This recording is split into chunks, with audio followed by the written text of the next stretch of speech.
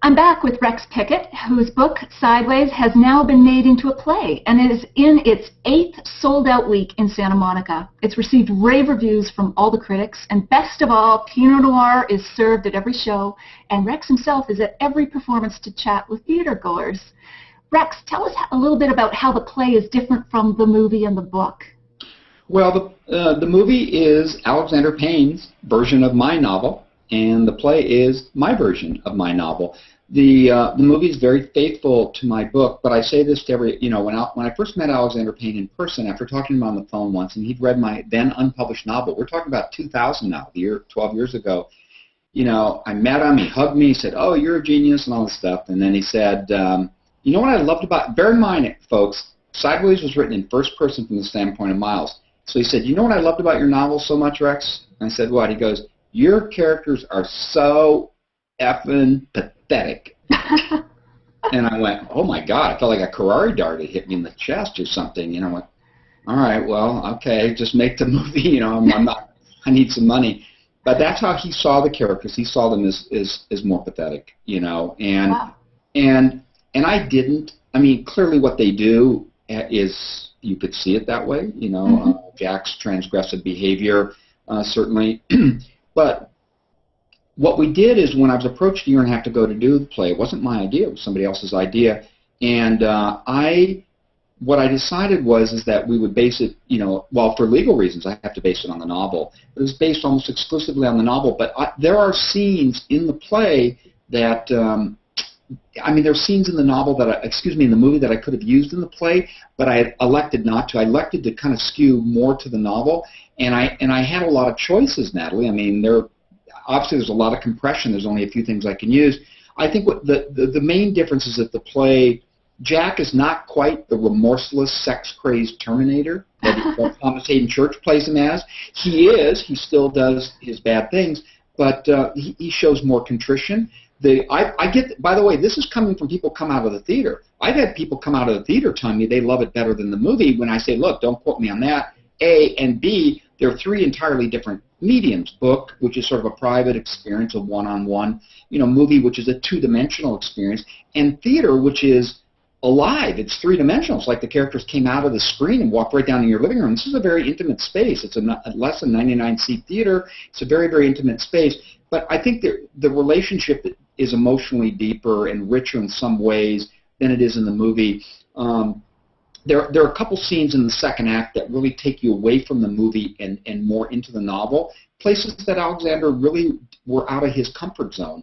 There's a very well-known, it's becoming known, but the first scene of the second act is after Miles and Maya, go to bed together. In the movie, as everyone remembers, they're sitting under a little walnut tree, and it's like, oops, we have a rehearsal dinner to go to. There's a little argument, you never see her again. Well, in the novel, that's not how it goes down. They're in bed in the Windmill Inn, of course, and she's going on and on about how her friend Tara, not Stephanie, is so in love with his friend Jack, and he can't take it anymore and confesses. It's a much more powerful, for those who know the scene, and you're watching it, it's 15 feet, 20 feet away from you, Natalie, it is powerful. Well then, and I kind of don't want to give it away, she has something to confess too, and it's in the novel.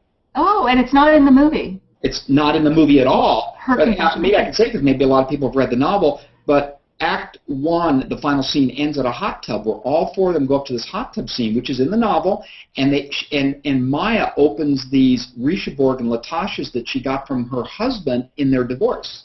Oh, but it turns out custody of the wine cellar. But it turns out Jack gave her, because Miles doesn't want to continue this thing anymore. He's got a train wreck he's trying to stop. Well, Jack gave her money to open those bottles. Oh, really? And she gives Miles the money back. It's a very powerful scene. It's not anywhere in the movie, and it is out of Alexander Payne's comfort zone completely. So, you still get the movie, and you still get Miles and Jack, whatever. And the ending, that ending I don't want to give away for people, but, the ending in the novel is a much more, I wouldn't call it a happier ending, but it's it's definitely more redemptive and it's more cathartic, and there is a Miles and a Maya, and it's not just on an answering machine, and it's not just a guy knocking on a door. Right. In the Alexander Payne, the director and co-writer, gave me every draft of the screenplay. And just to give you an example, and then I'll shut up. But he gave me every draft of the screenplay. In the first 3 drafts of the screenplay, the movie ended with Miles getting Maya's message on his answering machine. It went to black. After the 3rd draft, I finally said, Alexander, that's neither fish nor fowl. I mean, I know you don't want to do my ending because he said it was too Hollywood. Really? Yeah, He felt it was too Hollywood. Maya shows up at the wedding in the book and in the play, but it's what she says. It's not like we're going to walk off in the sunset and get married. There's a forgiveness in it. People cry. At the end of the movie, people don't cry. There's a little bit of a downbeat. The end of the play, people are going out crying. Really? In the novel, it's in the novel, and it's earned. And I said, okay, Alexander, I understand that, but I mean, could you, I'm just letting you know, this ending is neither fish nor fowl. So then he wrote in where Miles drives up, and there's a little bit of a voiceover, and he knocks on the door. And it has to be raining. Well, that's great that it's raining because it shows that it's another, some time has passed. I love that little ending. But it's not the ending in the play or in the book. And I said, Alexander said, I hate sentimentality. I said, I do too, when it's slathered on like Nora Ephron or one of those, horrible filmmakers. You just, they do it blatantly or whatever. But if you earn sentimentality, if you earn it, I mean, Miles takes a beating in this movie, and he takes even more of a beating in the play. He finds out, his ex-wife has gotten remarried, and she's going to be at the wedding. He finds out later she's pregnant, much later.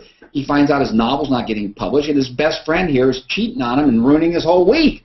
Especially when he finds out his novel's not going to get published. I mean, he needs some scintilla of hope, I feel. That comes in the burger joint. It was kind of me in some ways, but with the exception of Jack, whatever. So those are some of the ways. It actually, I think, look, I love the movie. I want to go on record as saying that. It did so much for me. It's a great movie. But it is Alexander's Payne's slant on the book. For example, in the movie, people don't probably remember little scenes that I do. Miles goes and buys a porno magazine. I mean, that's not me. That's not in the book. It's not in the play. I don't have any problem with people read porno or whatever. That just isn't me. But it makes Miles look kind of pathetic. Here's another major thing, Natalie, and then I'll try to shut up, but I know it's hard to get you shut up. Is Miles, again, first person standpoint of me, Miles in the book is a funny guy. He's not an 8th grade school teacher. He's an out-of-work screenwriter, and he makes light, albeit in a sardonic and often mordant, in his mordant way. He makes light of his, of his current state of destitution. He's a funny guy. In the movie, Paul Giamatti is not a funny guy. You laugh at him, but you never laugh at anything he says. If you go back and watch the movie, you'll see that. You laugh at the situations, the physical comedy, but you don't laugh at anything he says. Sometimes you laugh. It's just pathetic, yeah. You laugh at some of Jack's dumbass stuff about, let's move up here and get a winery. I'm going to call it the wedding. But you really don't laugh at anything Miles says. You laugh at things that Miles says in the book, and of course I drew so much of the dialogue from the book, which is one of the reasons I did the play, is because the book is so dialogue-driven, which is one of the reasons the publishing industry, I have over 100 rejection letters. They thought it read too much like a screenplay. But that dialogue now is in the play, and Miles, he can be a pretty funny guy at times. It admits everything else. So that's the long-winded answer to your question. The differences between, I think for people who saw the movie, if they were to go in and see the play, and we were very careful about this, and I was really careful, if they went in and saw the play and just saw the highlights of the movie, it's kind of a, you're sort of selling out, really, in my opinion. You've got to give them something richer, something more than what the movie gave them, which was something rich and more vis-a-vis its own medium. And that's what look, I'm at the theater every night when they're pouring the wine, high-end Pinot before every performance from a different winemaker, and they're glad to come down, and I'm there at the close of every performance. I don't go and see it anymore because I only see the mistakes and a few little words I'd like to cut. And I just, it's finally, I guess in some ways, and here's a little bit of a downbeat note, is when Sideways came out, the movie, it was all about the director and the actors or whatever. I mean, a lot of people, again, to repeat myself in your first interview, thought it was the Immaculate Conception, that just sprung from nowhere. Well, it sprung from a guy's 10 years of his life. The 90s was a horrible decade of mine, and I've blogged about this extensively, My Life on Spec, The Writing Sideways, on stage32.com for anyone who wants to go there and read that 15,000-word Jeremiah. We'll link to it. We'll link to it. Yeah, 15,000-word Jeremiah. But they'll get a real good sense when you're going to ask about writing. I would just say go there. You want to know what it's like to try to be a writer, read that, My Life on Spec, The Writing of Sideways. But, you know, I didn't get really, I don't think, the respect or attention I deserve for what I did there. You know, on the other hand, I give all the credit to Alexander Payne, but nobody else, the producer and the actors, they never once thanked me in any award speech. Never even. One point, Virginia Madsen thanked everyone, including her dog, and didn't say my name. I'm not joking. I'm not joking. You know, so, you know, what's kind of neat when I look at the poster for the play, it says Rex Pickett Sideways. It is my story. It really is, you know. And so, and had it not worked, it'd been a bummer. I wouldn't be talking to you right now. First of all, the fact that it works and there's so much love for those characters, I don't know, I feel like, at the risk of immodesty, is a tribute to what I suffered and what I ultimately dared to go and put. I mean, that's my personal life up on the screen. You know, absolutely. Finding about your wife or staggering out of the hitching post or whatever. That's my personal life. That's how I was circa the 90s, you know. So wow. And so is Vertical circa the early 2000s for you? Yeah, I mean, Jack and Miles go to Oregon, the Pinot Noir Festival. Well, in this one. Vertical is literally my life when Sideways hit. I was just turned upside down. I mean, suddenly now, even though I was saying a moment ago that maybe I didn't get the respect, I certainly still, though, was a celebrity. I'd go to wine festivals, and there'd be 300 people waiting to sign the book. So really, Vertical is Vertical is 7 years later. Miles has written a novel, and he's gotten it published, and it's been made into a movie, and he's a success. And his mother's had a stroke, and she's in assisted living in San Diego. Jack is divorced and on the skids and has a kid, as my friend Roy ultimately happened to him. And so Miles gets offered to be the master of ceremonies at the International Pinot Noir celebration in the Great Willamette Valley of Oregon, which is planted in over 80% Pinot Noir, as I was. So Miles' mother wants to be with her sister in Wisconsin. So he hatches his plan. He leases this luxury, deluxe, handicap-equipped ramp van. He rolls in his wheelchair-dependent mother, her pot-smoking Filipina nursemaid, her little Yorkie Terrier, a depressed Jack, and 12 cases of Willamette Valley Pinot, and they head off for Oregon en route to Wisconsin. That's Vertical. Of course. So, that's very formulaic. Really, no, it's not. It's very funny, but it's personal, and you know, I write from a very personal place, and then I fictionalize. I go out from there, and you know, for me, Vertical is the flip side of the same coin. Sideways was about failure. Right. Vertical's about success. And it's the same coin, Natalie. Oh, yeah, no, this is great. We evolve along with you. And now you've got book 3 in the works. Yes. And I hear via the grapevine, Miles and Jack are off to another country. Yes. But we're not revealing which one yet, are we? No, we're not going to reveal it yet, but it is in the. I wasn't going to write a part 3. Vertical, which I won't give away, does leave you hanging. But here, let me just go back to something. You know, I grew up in San Diego. I've been living in Santa Monica here at Los Angeles for a number of years. I've written so much about Southern California, the Pacific Coast. I've sort of really kind of depleted. You know, I really need something new. I need Miles and Jack. See, because when you say Miles and Jack, it's really Miles, because Vertical really, it is Miles and Jack, but it really becomes more Miles and his mother. The last third of the story becomes more about the two of them in some ways. And it's really my journey. Sideways is my journey. It's not so much Jack's. And Vertical is even more my journey. And Jack will definitely be in there because he's such a wonderful foil. But I feel like I need to discover a new place. So, yes, I am going to go to another country. I can't disclose it. And I will be there with a writer in residence at a university. And it will be a major wine region. And I will say that. And I will be there for probably anywhere from 8 months to a year, because that's how I write, Natalie. I don't just go for a month and then I come back and I got enough material. No, it has to seep into my soul. The thing that made Sideways so successful as a movie and as a book, and Alexander, this is what I love about the guy, is he wanted to shoot at the hitching post. He wanted to shoot it all. He didn't get everyone that he wanted, and then we could tell stories about that. But he wanted to shoot in the setting. He didn't want to. He could have just set it in Napa, Sonoma. Hey, if it had been another director, it could have been 2 guys doing Jello shots in Cabo. I mean, this is Hollywood. You don't know what they're going to do to your work. So, verisimilitude is a word I use to writers. Verisimilitude, the ring of truth. Give me authenticity. Give me 3 dimension. Give me a character that that I believe and I think you're off to the races. Absolutely. Well, I was thinking if hypothetically Jack and Miles go to Australia, you could call it Down Under, which would fit directionally with vertical. And I like that, Natalie. You're a writer, and I don't I'm want a hack. No. Yeah. Well, you tell me I blurbed a book that was a hack job? No, come on. No. You're fine. But you're fine. No, honestly, and that is a potential. I don't want to give it away, but I like your title. Yeah, Down Under. You got to have a directional thing, Anyway, so now on to the broader world of aspiring writers and everybody who would like to be you. What tips do you have for I don't writers? want to be me. Okay, well, your success, whatever. Get rid of the fake modesty. What tips do you have for aspiring writers? Gosh. Well, one thing, you can follow me on Twitter because I do #writing. And I've over 1,000 tweets, and they want me to put them together. And I've done a couple of workshops, and I'm going to start doing some workshops. There's an old saying, because I could talk about this for ages, and the internet is changing a lot of things. So Vertical's a much longer novel than Sideways, so it's been getting a little harder for people to read. It's 150,000 words. Sideways is only 85,000 words.